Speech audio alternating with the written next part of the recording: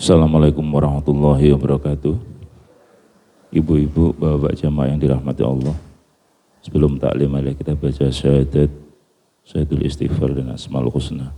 A'udzu billahi minasyaitonir rajim. Bismillahirrahmanirrahim.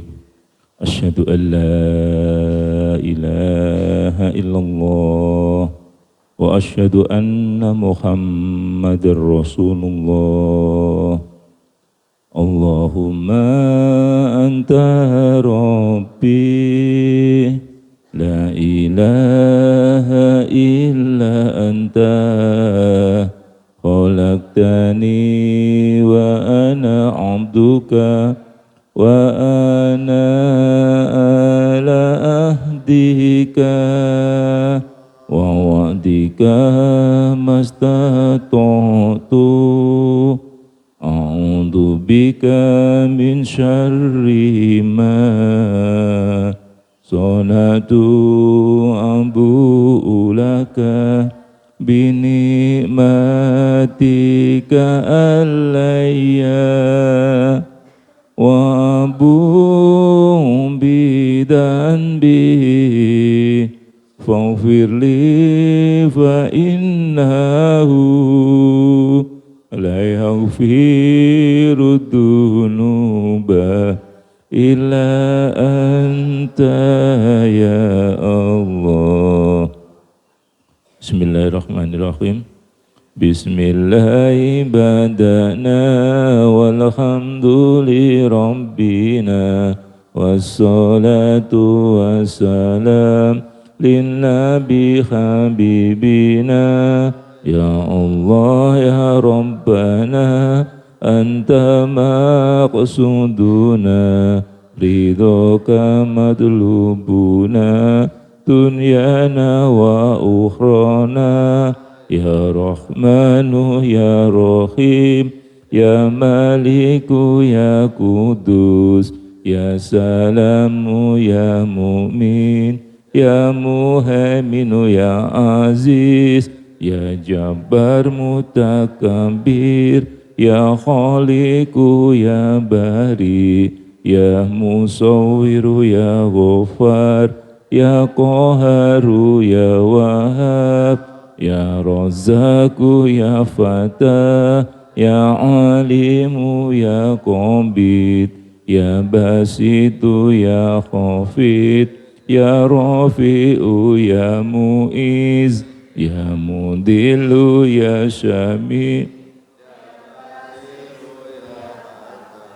ya Adlu ya Latifu ya Khabiru ya Halimu ya Azimu ya Ghafur ya Syakuru ya Ali ya Kabiru ya Hafid ya Muqitu ya Hasib ya Jalilu ya Karim ya Raqibu ya Mujib ya Wasi'u ya Hakim ya Wadudu ya Majid ya Ba'isu ya Syahid ya Haqqu ya Wakilu ya Qawiyu ya Matin ya Waliyu ya Hamid ya Muqsi ya Mubdi'u ya Mu'idu ya Muhyi ya Mumidu ya Hayyu ya Qayyumu ya Wajid ya Majidu ya Wahid ya Ahadu ya Somad ya Qadir ya Muqtadir ya Muqaddim ya Muakhir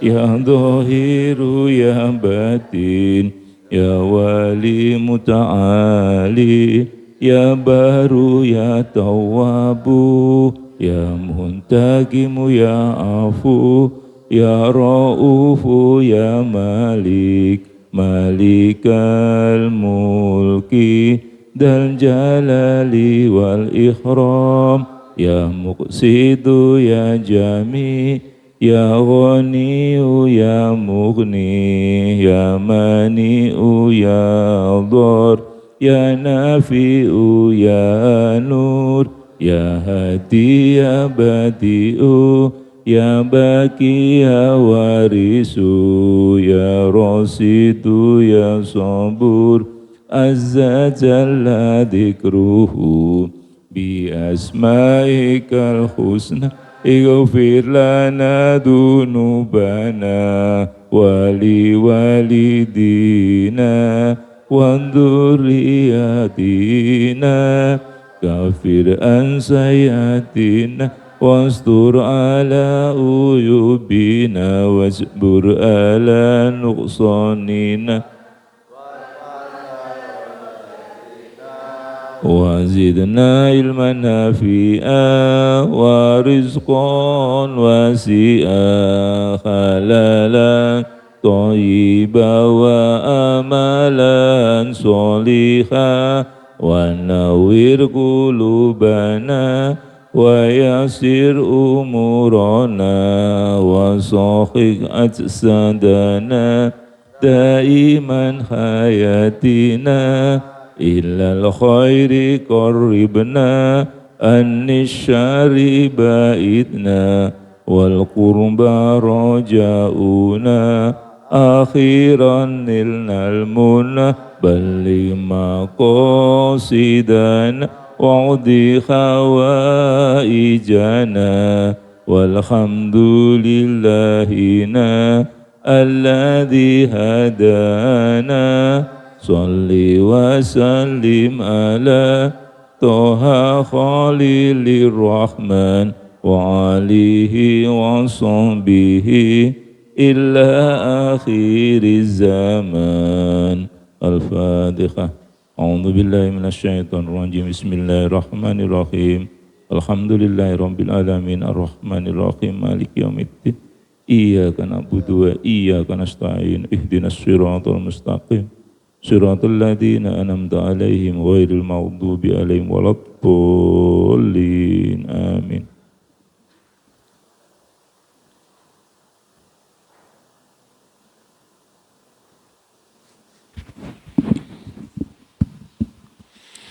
Assalamualaikum warahmatullahi wabarakatuh. Bismillahirrahmanirrahim. Alhamdulillahirabbil alamin. Bapak Ibu jamaah sholat subuh Masjid Al-Hikmah Arya Mukti Pedurungan Kota Semarang yang dimuliakan oleh Allah Subhanahu wa taala. Alhamdulillahirabbil alamin. Pada pagi hari ini kita tetap istiqomah mengkaji kitab karya Hujatul Islam Imam Al-Ghazali tentang Asmaul Husna. Semoga bermanfaat fid dini wad dunya wal akhirah. Amin amin Allahumma amin. Bapak Ibu yang pada pagi hari ini kita akan mengkaji Asmaul Husna yang 94, Al-Hadi yang maha pemberi petunjuk. Al-Hadi yang maha pemberi petunjuk adalah Allah Subhanahu wa taala yang memadukan hamba-hambanya yang terpilih untuk mengetahui, mengenal zatnya, sehingga mereka dapat merujuknya sebagai saksi atas segala sesuatu. Dia Allah memandu bagian terbesar hambanya pada hal-hal yang telah diciptakannya, sehingga mereka dapat merujuk hal-hal ciptaan sebagai saksi atas adanya zatnya. Dan juga memandu setiap ciptaan pada apa yang dibutuhkannya untuk memuaskan kebutuhan-kebutuhannya. Allah Subhanahu wa taala berfirman, A'udzu billahi minasyaitonir rajim. Bismillahirrahmanirrahim. Qala rabbunal ladzi a'ta kulla syai'in khalqahu summa hada. Yang artinya Musa berkata, Tuhan kami ialah Tuhan yang telah memberikan kepada tiap-tiap sesuatu bentuk kejadiannya, kemudian memberinya petunjuk. Al-Quran Surat Toha ayat 50. Bapak Ibu yang saya hormati, jadi pagi hari ini kita dituntun oleh Imam Al-Ghazali untuk mengetahui, mengenal, dan meyakini bahwa Allah Subhanahu wa Ta'ala adalah Zat yang memberi petunjuk kepada seluruh ciptaannya. Ketika kita melihat ayam, maka Allah yang membentuk ayam itu sehingga dibentuk oleh Allah Subhanahu wa Ta'ala dengan bentuk yang begitu sempurna dan diberi petunjuk bagaimana dia mempertahankan hidup. Ketika ayam keluar dari telur, dia langsung bangun dan diberi petunjuk oleh Allah bagaimana dia mempertahankan hidupnya, makan apa yang ada sesuai dengan kebutuhan ayam itu. Lalu Allah menciptakan kambing, maka dibentuklah kambing dengan kaki 4 dan diberi petunjuk bagaimana dia mempertahankan hidupnya sehingga dia bangun tidak seperti manusia, membutuhkan waktu yang cukup lama untuk bisa berjalan. Tapi kambing itu, Pak Pardi, kambing itu 1 hari sudah bisa bangun ya ketika lahir. Dan dia sudah mulai bisa makan tanpa disuapi ibunya. Ini Allah yang menciptakan kambing dengan bentuk seperti itu, yang memberi petunjuk bagaimana dia makan makanan yang sesuai dengan kebutuhannya. Tidak ada Pak Hudawi, pernah lihat enggak ibunya kambing menyuapi anaknya Pak Mardi? Bagaimana wong rumput disuapi? Tidak ada. Tapi Allah beda dengan kita manusia, butuh proses untuk bisa mempertahankan hidup dan berkembang, harus dibantu oleh orang lain, disuapi dulu.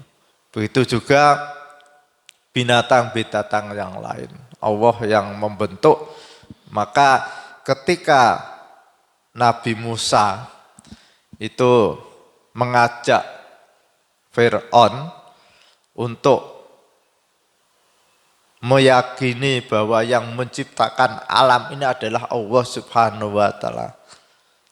Lalu Fir'aun tanya kepada Nabi Musa, Tuhanmu itu mana?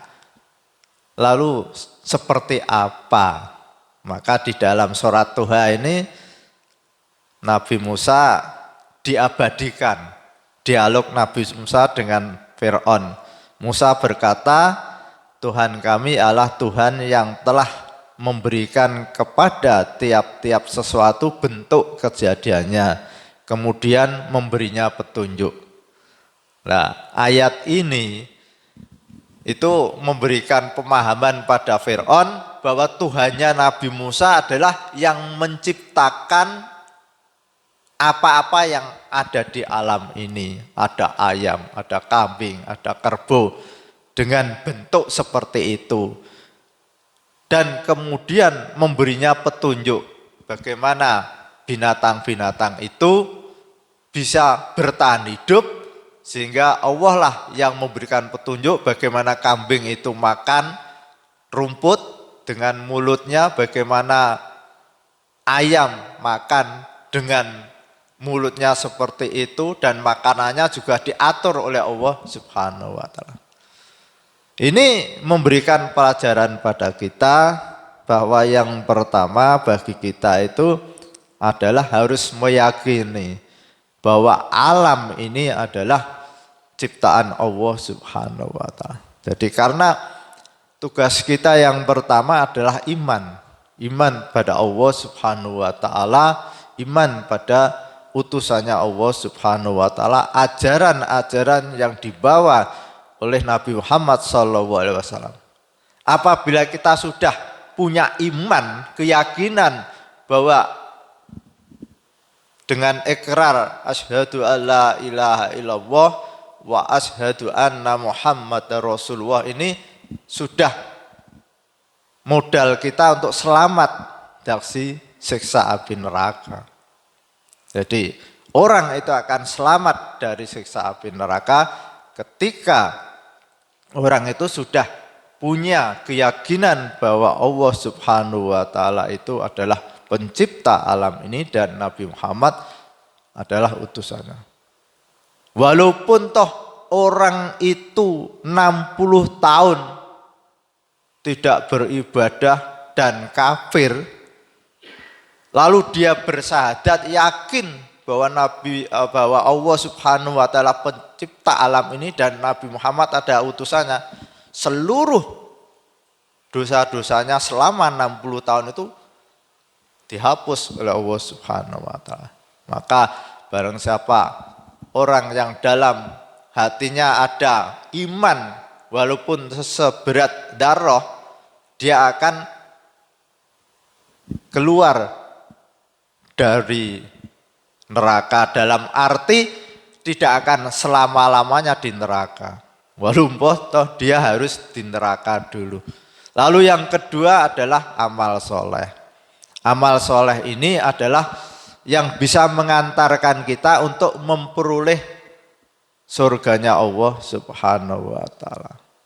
Jadi iman menyelamatkan kita dari siksa api neraka, amal soleh memberikan kita yaitu kebahagiaan hidup di surga.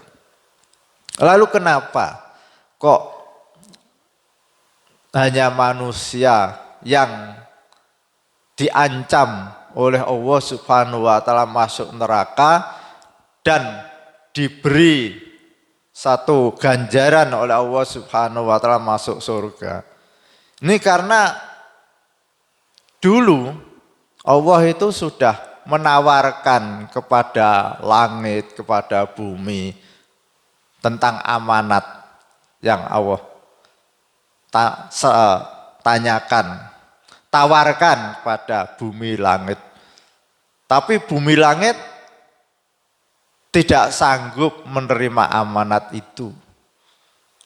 Dalam arti adalah tanggung jawab. Dah, ya Allah, saya biar begini saja.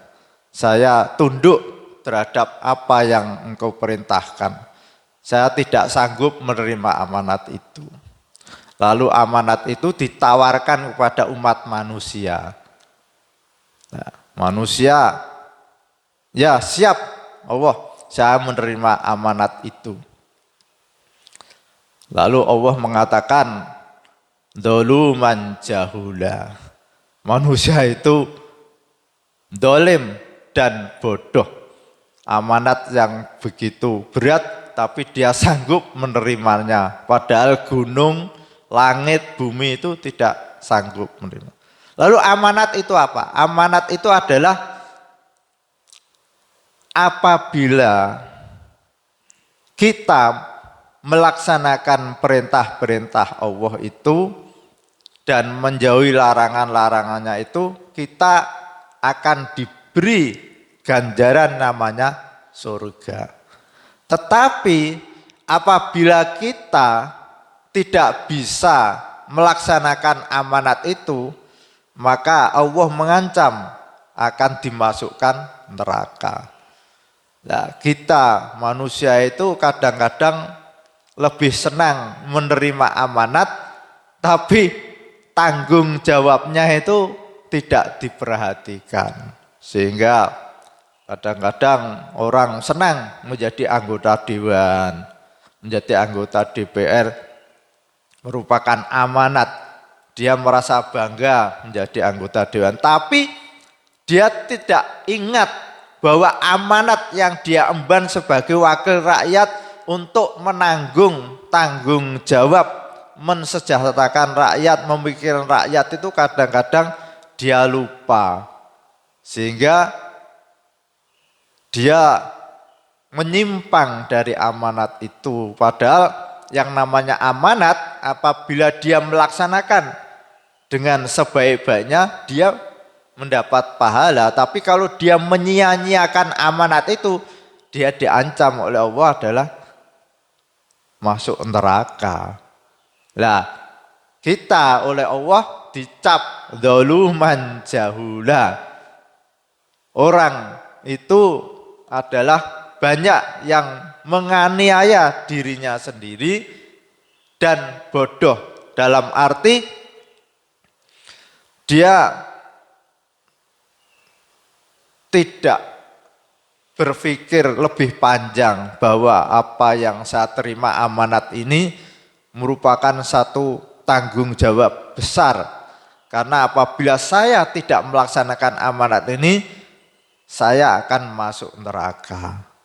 Nah, maka Allah Subhanahu wa taala adalah Al-Hadi. Kenapa? Karena manusia itu zaluman jahula, suka menganiaya dirinya sendiri dan bodoh. Maka kita harus selalu, paling tidak berapa kali Pak Judawi, ihdinas siratal mustaqim. Kita selalu memohon petunjuk pada Allah Subhanahu wa taala itu. Kalau kita sholat 5 waktu, ihdinas siratal mustaqim ping piro Pak? Pasti ping piro itu. Berapa kali? 17 kali. Jadi karena kita sudah dicap oleh Allah zaluman jahula, orang yang menganiaya dan bodoh, maka konsekuensinya kita harus selalu mendekat pada Allah Subhanahu wa taala, memohon petunjuknya. Sehingga apapun yang kita pikul amanat itu, kita bisa melaksanakan dengan sebaik-baiknya. Lalu apa yang kita peroleh ketika kita berulang-ulang baca Asmaul Husna, termasuk Al-Hadi, termasuk berulang-ulang mohon petunjuk pada Allah Subhanahu wa taala, ihdinas siratal mustaqim. Yang pertama, kita bisa memahami bahwa kita adalah orang yang diserai oleh Allah Subhanahu wa taala amanat. Amanat itu adalah melaksanakan perintah-perintahnya dan menjauhi larangan-larangannya. Itu yang pertama. Yang kedua, kita akan diberi oleh Allah Subhanahu wa taala satu kekuatan, satu kesadaran, sehingga kita mampu melaksanakan perintah-perintahnya dan menjauhi larangan-larangannya. Karena tanpa hidayah, tanpa petunjuk dari Allah Subhanahu wa taala untuk bisa melaksanakan perintah-perintah Allah, untuk bisa menjauhi larangan-larangan Allah ini tidak cukup hanya dengan ilmu. Walaupun toh ilmunya luas, paham bahwa yang namanya korupsi itu pasti dosa, pasti merugikan rakyat, pasti menyengsarakan rakyat. Ilmunya paham, pasal-pasal hukumnya ya Pak Kabul ya paham, berlapis-lapis katakanlah pasalnya itu. Tapi tidak setiap orang yang punya ilmu seperti itu mampu menjauhi perbuatan itu. Dan begitu juga banyak orang yang paham yang namanya sholat 5 waktu itu adalah kewajiban. Dan apabila dilakukan akan memberikan dampak kebahagiaan terutama besok di akhirat. Dan apabila ditinggalkan akan memberikan dampak negatif, akan disiksa oleh Allah. Tapi tidak setiap orang mampu melaksanakan itu. Maka dengan kita berulang-ulang baca Asmaul Husna, baca Al-Hadi ini, kita berharap pada Allah Subhanahu wa taala, Allah memberikan ilmu dan memberikan kekuatan pada diri kita menjadi orang yang mampu melaksanakan perintah-perintahnya dan menjauhi larangan-larangannya. Al-Fatihah. A'udzubillahi minasyaitonirrajim. Bismillahirrahmanirrahim. Alhamdulillahirabbil alamin arrahmanir rahim maliki yaumiddin iyyaka na'budu wa iyyaka nasta'in ihdinas siratal mustaqim siratal ladzina an'amta 'alaihim ghairil maghdubi 'alaihim waladdallin. Amin. Bismillahirrahmanirrahim. Subhanakallahumma wa bihamdika asyhadu an la ilaha illa anta astaghfiruka wa atubu ilaik. Wassalamualaikum warahmatullahi wabarakatuh. Waalaikumsalam warahmatullahi wabarakatuh. Ibu-ibu sebentar, ada beberapa pengumuman. Bapak, besok Jumat insya Allah Pak Mustamir akan ngaji di sini. Saya nambahi hubungannya dengan Pak Haji Fakhrudin tadi. Ada beberapa jamaah yang bertanya, Pak Mustamir itu dokter apa ustadz? Beliau adalah dokter. Kemudian ada yang tanya, kok enggak melanjutkan sebagai dokter? Ada yang penasaran. Saya sampai bertanya, kenapa Pak Mustamir enggak meneruskan menjadi dokter? Ini ada hubungannya dengan yang disampaikan Pak Fakhrudin. Dia untuk melakukan sumpah menjadi dokter itu takut. Jadi setelah lulus, padahal dia dokter, belajarnya sulit, biayanya mahal, tapi kenapa dia tidak menjadikan dokter sebagai mata pencariannya? Setelah saya tanya, dia takut untuk melakukan sumpah menjadi dokter. Karena kalau dia menjadi dokter, banyak hal yang tidak sesuai dengan mungkin dia melakukan praktek begitu Pak. Itu yang pertama. Kemudian obat-obat yang yang diberikan pada pasien, itu dia tahu semua. Dan itu ada unsur-unsur yang tidak boleh sebenarnya diminum oleh manusia karena ada faktor babinya. Karena dia dari kecil anak kiai, kemudian lulus kuliah juga dengan mondok, sehingga dia sampai sekarang untuk melakukan sumpah dokter waktu itu sangat takut, sehingga dia tidak menghilangkan ilmunya dengan belajar akupunktur, akupresur, kemudian bekam, ruqyah, sehingga dia hanya mempraktekkan ilmunya untuk melakukan pengobatan-pengobatan secara herbal. Jadi ini luar biasa, dia takut melakukan itu karena takut mengemban amanah itu tadi. Jadi mugi-mugi berkah kita ngaji dengan Pak Mustamir, dengan Gus Inam, dengan Ustadz Oko Setiawan, semoga menjadikan kita tambah iman, tambah baik, dan berkah dunia akhirat. Amin, Allahumma amin. Assalamualaikum warahmatullahi wabarakatuh.